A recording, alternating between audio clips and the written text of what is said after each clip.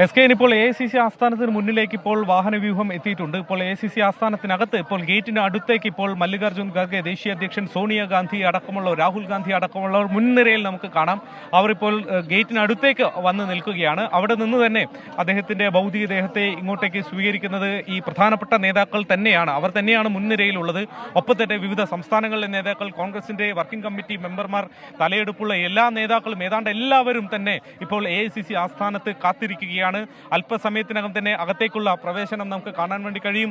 അവിടെ നിന്ന് ഈ പ്രധാനപ്പെട്ട മുൻനിര നേതാക്കൾ തന്നെ അദ്ദേഹത്തിന്റെ ഭൗതികദേഹത്തെ ഇങ്ങോട്ടേക്ക് സ്വീകരിക്കും. അതിനുശേഷം AICC ആസ്ഥാനത്തിന് അകത്തേക്ക് കൊണ്ടുപോകും. അവിടെയാണ് പൊതുദർശനത്തിനുള്ള സൗകര്യങ്ങൾ ഒരുക്കിയിട്ടുള്ളത്. അവിടെ ആദ്യഘട്ടത്തിൽ ഈ നേതാക്കൾക്ക് തന്നെയാകും. വിവിധ സംസ്ഥാനങ്ങളിൽ നിന്നെത്തിയ ഇപ്പോൾ DK ശിവകുമാറിനെ പോലെ കർണാടകയിൽ നിന്ന് DK ശിവകുമാറിനെ കാണാം, സിദ്ധരാമയ്യയെ കാണാം, ഒപ്പം തന്നെ രാജസ്ഥാനിൽ നിന്ന് അശോക് ഗെഹ്ലോട്ടിനെ കാണാം, മഹാരാഷ്ട്രയിൽ നിന്ന് വിജയ് വടേത്തിവാറിനെ കാണാം, കേരളത്തിൽ നിന്നുള്ള ഷാഫി പറമ്പിൽ, VK ശ്രീകണ്ഠൻ അടക്കമുള്ള നേതാക്കളെ കാണാം, KV തോമസിനെ കാണാം. അങ്ങനെ വിവിധ സംസ്ഥാനങ്ങളിൽ നിന്നെത്തിയ തലമുതിർന്ന നേതാക്കൾ, പ്രമുഖരായ നേതാക്കൾ എല്ലാവർക്കും തന്നെ ആദ്യഘട്ടത്തിൽ ഈ അദ്ദേഹത്തിന് അന്തിമോപചാരം അർപ്പിക്കാൻ വേണ്ടി കഴിയും. അതിനുശേഷമായിരിക്കും പൊതു ആളുകൾക്ക്, ഈ പൊതുജനത്തിന് ഉള്ള ഒരു സമയം. ആ സമയം ഏതാണ്ട് 1 മണിക്കൂർ ആണ് കൃത്യമായി നിശ്ചയിച്ചിട്ടുള്ളത്. ആ സമയത്തിനുള്ളിൽ തന്നെ അത് തീർക്കാനുള്ള ശ്രമമായിരിക്കും പിന്നീട് നടക്കേണ്ടതുള്ളത്. അതിനുശേഷം പിന്നീട് ഇവിടുന്ന് ഏതാണ്ട് 10 കിലോമീറ്റർ ദൂരമുണ്ട് യമുനാ തീരത്തെ നിഗംഘട്ടിലേക്ക്. ആ ദൂരത്തിൽ ഈ വിലാപയാത്ര മുന്നോട്ട് പോകും. കാൽനടയായി പോകുമോ എന്നുള്ള കാര്യമാണ് നേരത്തെ അങ്ങനെയായിരുന്നു പറഞ്ഞതെങ്കിലും ഇപ്പോൾ അതിലൊരു സംശയമുണ്ട്. കാരണം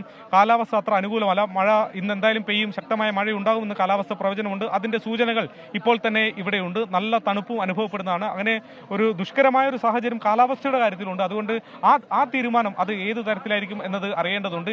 ഏതായാലും 11:30യോടെയാണ് ഇവിടുത്തെ ചടങ്ങുകളൊക്കെ പൂർത്തിയാക്കി വിലാപയാത്രയും കടന്ന് അങ്ങോട്ടേക്ക് പോകേണ്ടി വരുന്നത്. ഏതായാലും AICC ആസ്ഥാനത്ത് നിന്ന് വിവരങ്ങൾ നൽകിയത്. അദ്ദേഹത്തിൻ്റെ മൃതദേഹവും വഹിച്ചുള്ള വാഹനവ്യൂഹം ഇപ്പോൾ AICC ആസ്ഥാനത്ത് എത്തിക്കഴിഞ്ഞു. കേരളം ഉൾപ്പെടെയുള്ള പല സംസ്ഥാനങ്ങളിൽ നിന്നും കോൺഗ്രസ് നേതാക്കന്മാർ അവിടെ എത്തിക്കഴിഞ്ഞു.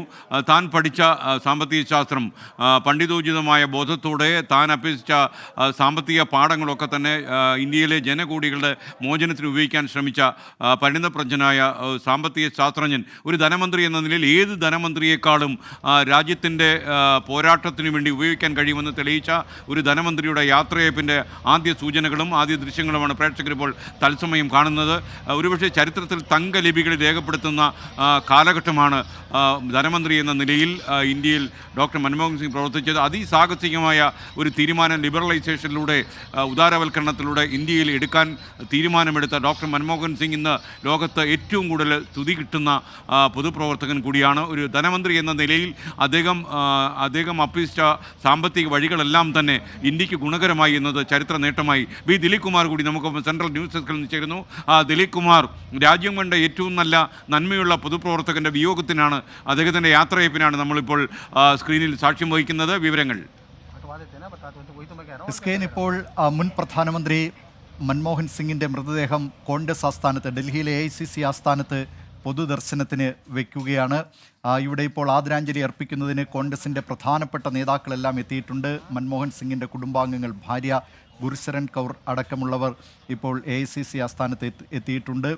സോണിയാഗാന്ധി, രാഹുൽ ഗാന്ധി തുടങ്ങി കോൺഗ്രസിൻ്റെ നേതാക്കളെല്ലാം, ദേശീയ തലത്തിലുള്ള നേതാക്കളൊക്കെ അന്തരിച്ച മുൻ പ്രധാനമന്ത്രിക്ക്, 10 വർഷക്കാലം രാജ്യത്ത് നയിച്ച പ്രധാനമന്ത്രിക്ക് ആദരാഞ്ജലി അർപ്പിക്കുന്നതിനായി എത്തിച്ചേർന്നിട്ടുണ്ട്. വലിയ ജനസഞ്ചയമാണ് AICC ആസ്ഥാനത്തേക്ക് എത്തിയിരിക്കുന്നത്. UPA-യുടെ ഘടകകക്ഷി നേതാക്കളൊക്കെ ഇവിടെ ആദരാഞ്ജലി അർപ്പിക്കുന്നതിന് എത്തിയിട്ടുണ്ട്.